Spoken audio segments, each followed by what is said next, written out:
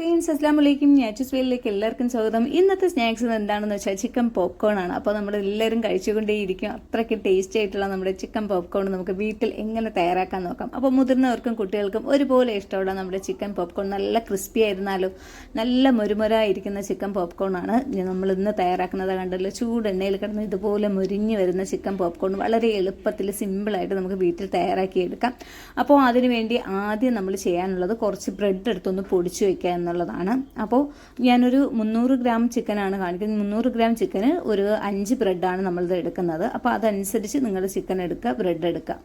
അപ്പോൾ ആദ്യം തന്നെ ഞാൻ എന്താണ്ട് ബ്രെഡ് എടുത്തൊന്ന് പൊടിച്ചെടുത്തിട്ടുണ്ട്. ഈ ബ്രെഡിലോട്ട് ഇനി 2 അല്ലി വെളുത്തുള്ളി ഇട്ട് വീണ്ടും ഒന്ന് പൊടിച്ചെടുക്കണം. അപ്പോൾ നമ്മൾ ഓരോ കാര്യങ്ങളും ഇതേപോലെയാണ് ചെയ്തെടുക്കുന്നത്. അപ്പോൾ വെളുത്തുള്ളി അല്ലി നല്ലതുപോലെ പൊടിഞ്ഞ് അതിലൊക്കെ ആയിട്ടുണ്ട്. ഇനി നമുക്ക് അടുത്തതായി ചേർത്ത് കൊടുക്കാനുള്ള ചിക്കനാണ്. അപ്പോൾ നല്ലതുപോലെ കഴുകി വൃത്തിയാക്കി വെള്ളമൊക്കെ കളഞ്ഞ് 300 ഗ്രാമോളം ചിക്കൻ ഞാൻ ഇതിലോട്ട് ചേർത്ത് കൊടുത്തിട്ടുണ്ട്. അപ്പോൾ ഇതിനെ ഇനി നമുക്ക് ഒന്ന് അടിച്ചെടുക്കണം. അപ്പോൾ അതിന് മുന്നേറ്റ് നമുക്ക് ഉപ്പ് ഇതിലോട്ടൊന്ന് ചേർത്ത് കൊടുക്കാം. അപ്പോൾ നമ്മൾ ഇടയ്ക്കിടയ്ക്ക് ഓരോ പൊടികളും ചേർത്ത് കൊടുത്ത് ചെയ്യുന്നുണ്ട്. അപ്പോൾ അത് നിങ്ങൾ സ്കിപ്പ് ചെയ്യാതെ ഒന്ന് കണ്ടു നോക്കാം. എന്നിട്ട് ഞാൻ ചിക്കൻ മസാലയാണ് ചേർത്തത്. 1 ടേബിൾ സ്പൂൺ ചിക്കൻ മസാല ചേർത്ത് കേട്ടോ. തീരെ കുറയ്ക്കരുത്, ചിക്കൻ മസാലയൊക്കെ ഉണ്ടെങ്കിൽ ആണ് ആ ഒരു ടേസ്റ്റ് വരുന്നത്.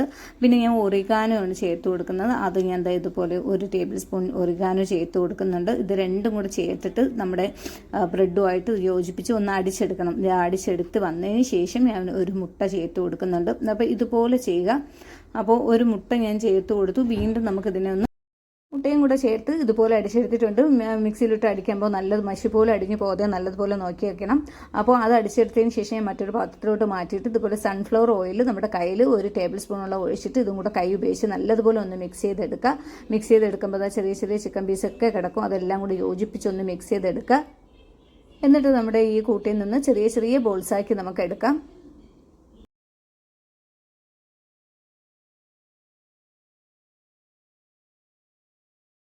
ഇപ്പോൾ ചെറിയ ബോൾസാക്കി എടുക്കുന്നതാണ് കൂടുതലും നല്ലത് കേട്ടോ. അതായത് മുരിഞ്ഞ് കിട്ടാൻ വേണ്ടി നമ്മൾ വേവിക്കാത്ത ചിക്കനാണ് ഇതിൽ ചേർത്തിരിക്കുന്നത്. മുരിഞ്ഞ് കിട്ടാനും അകമൊക്കെ ഒന്ന് വെന്ത് ക്ലിയറായി കിട്ടാനും ചെറിയ ബോൾസാണ് നല്ലത്. പിന്നെ കഴിക്കാനും പറക്കി കഴിക്കാനും എളുപ്പം അതാണ്.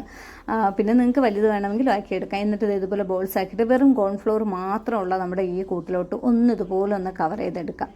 അപ്പോൾ ഇതിൽ വേറെ ഒന്നും ചേർത്തിട്ടില്ല, ഉപ്പൊന്നും ചേർത്തിട്ടില്ല, പിന്നെ മൈദയൊന്നും ചേർത്തിട്ടില്ല, വെറും കോൺഫ്ലോർ മാത്രമാണ്. അപ്പോൾ ഇതുപോലെ കോട്ട് ചെയ്തെടുക്കുന്നത് ഇത് കുറച്ചുകൂടി നന്നായിരിക്കും. അപ്പോൾ ഇത് നിങ്ങൾക്ക് വേണമെങ്കിൽ സ്കിപ്പ് ചെയ്യാവുന്നതാണ് കേട്ടോ.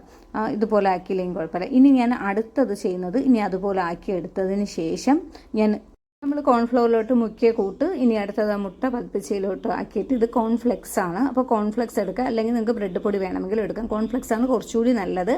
അപ്പോൾ അതുപോലെ നമുക്കിത് ആദ്യം നമ്മൾ കോൺഫ്ലോറിൽ മുക്കിയ കൂട്ട് കോൺഫ്ലെക്സിലോട്ട് മുട്ടയിലോട്ട്, അത് കഴിഞ്ഞ് കോൺഫ്ലെക്സിലോട്ട് ഇതുപോലെ നല്ലതുപോലെ ഒന്ന് ആക്കിയത് ഇതുപോലെ എടുക്കുക കേട്ടോ. അപ്പോൾ ഞാൻ എല്ലാം തന്നെ ഞാൻ ഇതുപോലെ ആദ്യം കോൺഫ്ലോറിലോട്ട് മുക്കിയത് ഇതുപോലെ ആക്കി വെച്ചതിന് ശേഷമാണ് നമ്മൾ ഇതുപോലെ ആക്കി വെച്ചാൽ ഒന്നും ചെയ്യില്ല കേട്ടോ.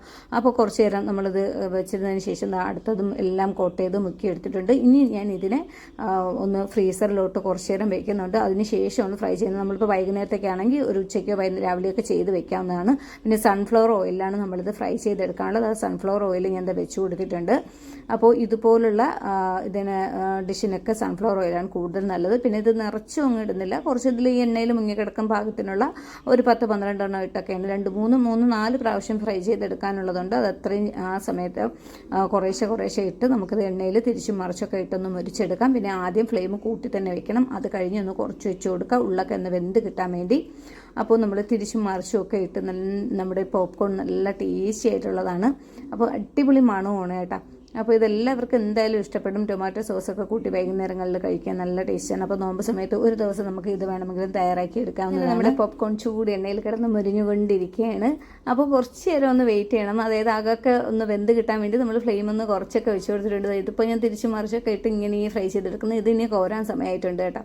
അപ്പോൾ ഇത് ഇത്രയൊക്കെ തന്നെ മതിയാകും. അപ്പോൾ ഞാനൊരു 3-4 പ്രാവശ്യമായിട്ടാണെന്ന് പറഞ്ഞല്ലോ. അപ്പോൾ ആദ്യത്തെ സ്റ്റെപ്പാണിത്. അപ്പോൾ ഇത് ഇത്രയും മതിയാകും. ഇനി നമുക്കിതിനെ എണ്ണയിൽ നിന്നൊന്ന് മാറ്റാവുന്നതാണ്. ഇതിൽ ഒട്ടും തന്നെ എണ്ണയൊന്നും പിടിക്കില്ല കേട്ടോ. അപ്പോൾ ഞാനിത് ഡയറക്റ്റായിട്ട് ഒരു പാത്രത്തിലോട്ടാണ് ഇടുന്നത്. അരിപ്പിൽ പോലും ഇടുന്നില്ല. അതിന് അത്രയ്ക്കും എണ്ണയൊന്നും പിടിക്കില്ല, അതുകൊണ്ടാണ്. അപ്പോൾ ഇതിനെ നമുക്കിതിലോട്ട് ആക്കി കൊടുക്കാം. നല്ലൊരു മണമൊക്കെയാണ്. ഇനി നമുക്ക് അടുത്ത ബാച്ച് ഇട്ട് കൊടുക്കാം.